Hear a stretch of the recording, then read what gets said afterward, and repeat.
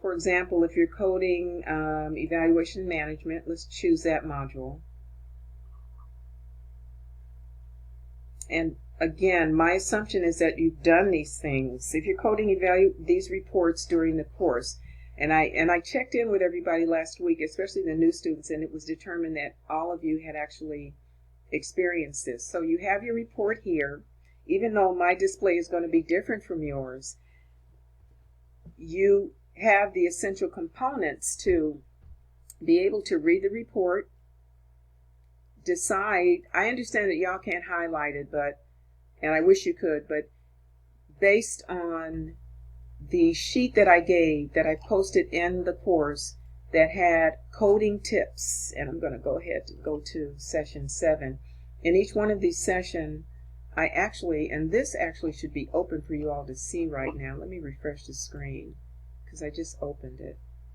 And if not, I'm going to open it for you. Yeah, you should be able to see it now. But based on what I posted in session 7 for instructions, there are report coding tips. Make sure that before you attempt to code these reports that you review this. It's not expected that you code these reports as you would if you were certified coders. These reports are actually on the level of intermediate to advanced, even though within the module itself it identifies them or describes them as beginning or intermediate. They're not. These reports, from what I've seen, are the same kind of reports that you'd be seeing if you were a coder. So it's not expected, especially with the brief treatment of these within the program, it's not expected that you're going to be experts at coding these, but I do want you to attempt to code them based on these instructions for coding reports. So before you attempt to code the report, read report coding instructions. If you do, what you'll know is that the basics of coding a report has to do with noting the location, the post-operative. This is an evaluation management, so this is going to be a little different. Maybe I should use a different example. Let me go back here, because you do have to do evaluation management in all cases. But one example, for example, if we're going to do a surgical report, let's pull up cardiology. With evaluation management, you have to consider several different components when you're coding evaluation and management that have to do with the history, the physical, and the examination, and the levels of each of these components. And there's a rubric that is used to determine how you come up with these. And I might add here that you can reference chapter 7 of step-by-step coding to understand details about how to code evaluation and management. Here we go. Okay, so this is an operative report, transesophageal echocardiogram. They're going to be taking a look at this gentleman's esophagus. But the main things that you do when you look at a report, the main approach, as outlined in the tips for report coding, once this report comes up, are to highlight key areas of the report. And I apologize that it's so slow. I have so many windows open because I have to have them open that they're taking up the RAM on my computer. Maybe they'll speed it up a little bit. I don't think so. Just a minute. Okay, so here you have the report. So it's important when you're looking at a report to note the location of the report, to note the procedure, because this is what you're going to be coding. You're going to be finding CPT code for transesophageal echocardiogram.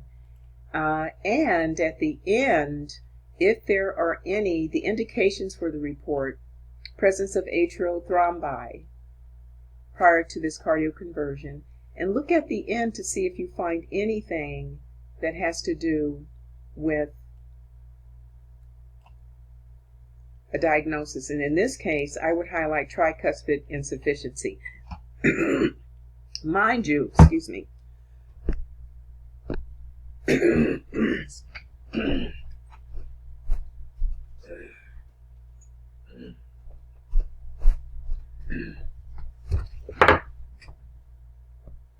Mind you, these reports are not beginning reports, but the main things you want to focus on, and the main things you want to do your best at are highlighting the procedure,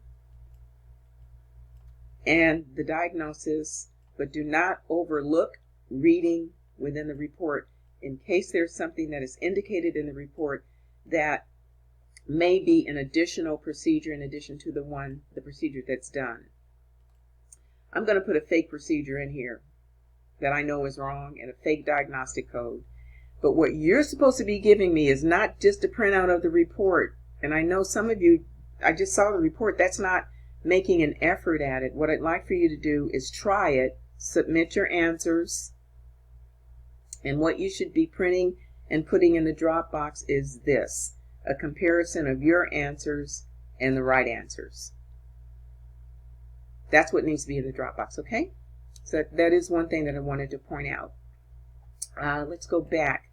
This week, what you're going to be doing, is a difference in what you're going to be doing this week, and that is that you're going to be coding for durable medical equipment and not office visits or not anything like that, not radiological procedures, but durable medical equipment. And when you code for durable medical equipment, rather than having a super bill to post charges from, what you have instead, see if I can pull that up, what you have instead is you actually have a document called an authorization form. And what you use from the authorization form, the components that you would normally use for the to post where the office visit is and to post a diagnosis, instead what you're posting are what is dispensed to the patient. In this case, is that there's a lumbar sacral orthosis. Here's the fee. And this is the diagnosis for that. So rather than when you're doing the super bills on these patients specifically, when you're entering the super bills, let's go back to the super bill. When you're entering the super bill for the patients and you're billing for durable medical equipment, you would do the same as you usually do with the diagnosis. This is already done, so I can't choose anything again. But in order to enter the fee, because again, what we're dealing with is we're actually dealing with two different programs, and this is where we get to be creative and sort of jerry-rig, for a lack of a better term. This is where you're going to put this orthosis, this orthotic device. Rather than putting it where the office visit rather than putting an office visit here, you actually put the HCPCS code for the device where the office visit goes, and you put the fee there, and the total will show up. You proceed through the super bill as you would normally, and then at the end, you will have a completed super bill with the orthotic device per patient and the amount. And this is where you would, as I said, this has already been completed before. This is where you would complete the rest of it, all the components of the super bill, and then you would submit it. So that would be the main thing that I would point out about this session that is different from other sessions. So just to repeat, you're going to only be accessing the appointment schedule for and creating appointments for patients under Hidden Cities 2.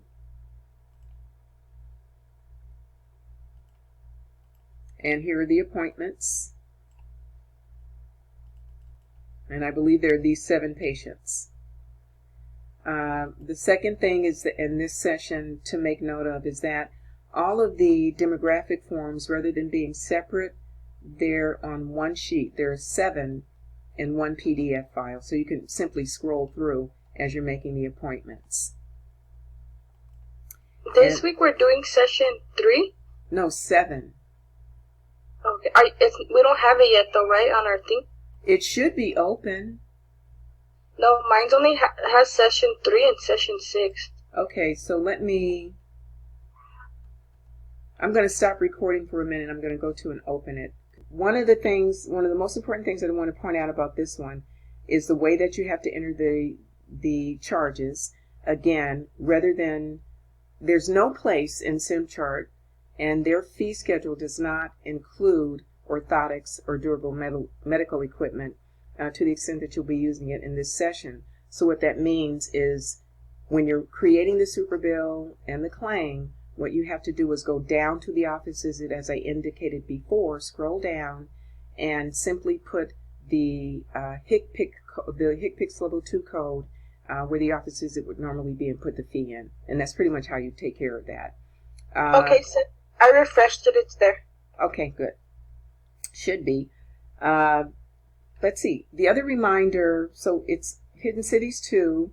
The other reminder is that what I put in here for you is I've moved the appointment schedule to a different folder, so it's separate from the Dropbox. This is only going to be used for your for dropping your appointments in if you're doing them. Again, only new students are doing appointments. If you're not new, if this is not your first time at this, you don't have to do appointments. But the schedule is down here in a separate folder. Also note here, I've also pointed out the fact that it's on one page for all of them. And last but not least, here is the fee schedule for Hidden Cities, which I have pulled up here because you don't have, where is, make sure I can find the fee schedule. Looks like I don't even have it up. Yeah, I didn't pull up the fee schedule, but I'm going to do it now. Let me X out of here. There are some cases going forward. You may not need it with this module because you're doing DME, and durable medical equipment authorizations actually have the fee on it. But going forward, you will have to utilize in some cases the hidden fee schedule, which is different from the one that's in SimChart. And I'll pull it up here. Be aware of it. It's going to be posted for this one and the next two that follow, and the previous one perhaps. This is where you'll find, when you are unable to find fees, this is where you're going to find the amounts of the fees that are not already indicated. So in this case, you can see that there is there are fees here for, well, I made it too big for the DME, but in most cases, the durable medical equipment, the fee for the equipment that's being dispensed is already on the authorization form, and you may not need to use the fee schedule, but you may need to use it for other services in the future. So let's see, I believe, let me make sure, let me go back to the course. For most of you, this is routine, and I have already done a pretty detailed overview for new students that is, I'm going to be emailing the new students so that they understand the details in the walkthrough and the documents that they have to use and all of that. So it's not necessary to do it here in this session unless anybody has any questions. Anybody have any questions about what we're doing in session 7? Okay, so Alicia, welcome aboard. Hopefully you got everything straightened out.